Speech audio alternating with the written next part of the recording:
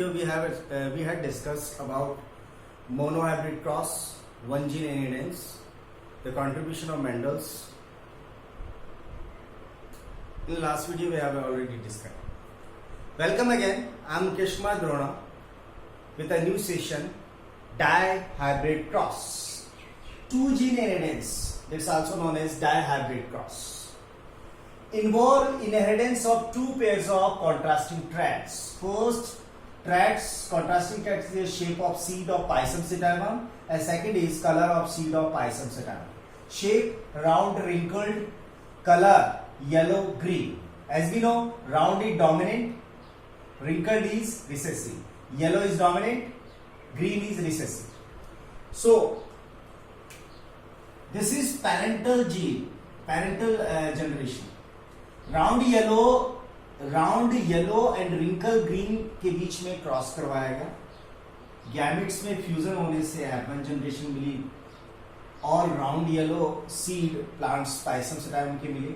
उनने सेल्फिंग करवाई. सेल्फिंग करवाने के बाद सेकेंड जनरेशन मिली. उसमें एक वास्ट कॉन्फ़िगरेशन प्लांट्स का देखने के लिए मिला.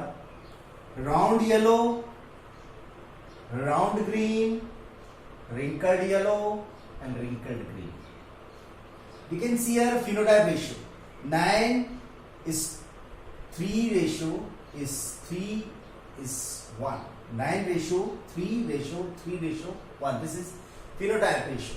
And the genotype ratio is 1:2, 2, S2 2, S2 4, S2 1, S2 2, S2 1, S2 2, S2 1. This is the genotype ratio.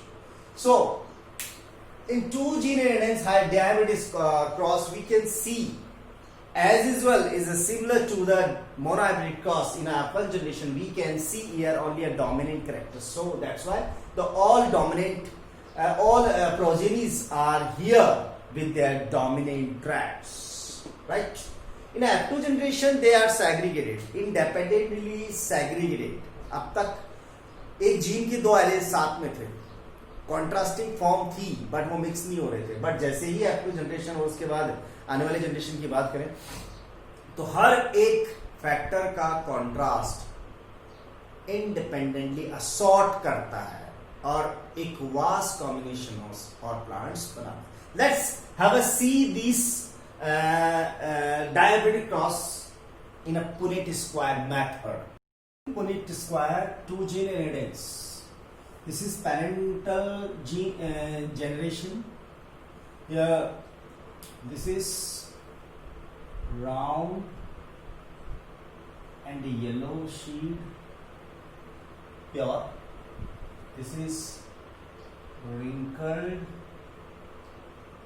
and green seed. Cross करवाया जाता है. गैमेट्स इनमें बनते हैं. गैमेट्स बनने के बाद F1 जनरेशन आती है. इस F1 जनरेशन के अंदर डोमिनेंस के अकॉर्डिंग राउंड और येलो प्लांट्स मिलते हैं. रेशियो हो जाता है 1:0. जीनोटाइप भी यही है और फिनोटाइप भी यही है. सेल्फिंग होती है और सेल्फिंग होने के दौरान जितने भी फैक्टर्स के कंपोनेंट्स होते हैं, एलील्स होते हैं, वो एलील्स हैं वो सेपरेट हो जाते हैं ड्यूरिंग देयर गैमेट फॉर्मेशन. तो एक वास्ट एग्जांपल बन जाता है, वास्ट नंबर्स बन जाता है for their gametes. Gametes में फ्यूजन होने से F2 जनरेशन मिलती है.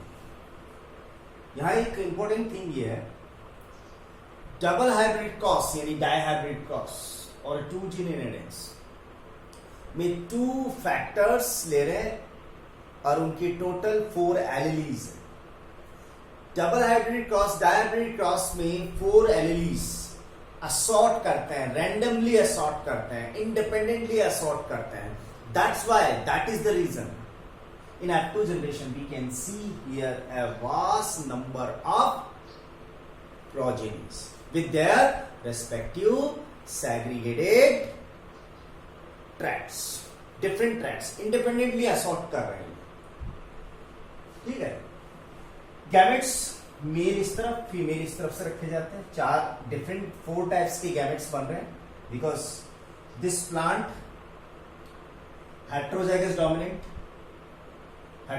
डोमिनेंट फॉर विच प्लेस, कितनी जगह पर हेट्रोजाइगस है. 2 जीन्स हो गए तो 2 जगह पे हो गए.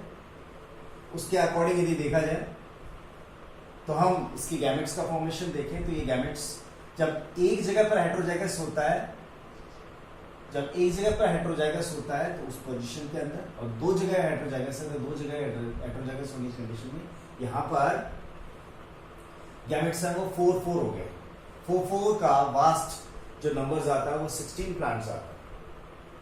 This is up to generation in which we can see a phenotype 9 is to 3 is to 3 is to 1 ratio, and genotype एक वास्ट आता है 1:2 ratio 2 ratio 4 ratio 1 ratio 2 ratio 1 ratio 2 ratio 1। Conclusion क्या है? कंक्लूजन ये है, इन अ dihybrid cross different 4 alleles of 2 factors, they move to the next generation freely, independently, creating assortment. Assort, randomly, freely assort हो रहे हैं। तो this is a conclusion of the dihybrid cross. In next video, in the next session, we will study about next point, laws of inheritances. Mendel ने क्या किया, Mendel के experiments और उनके जितने भी रिसर्च थे उनको रीडिस्कवर किसने किया,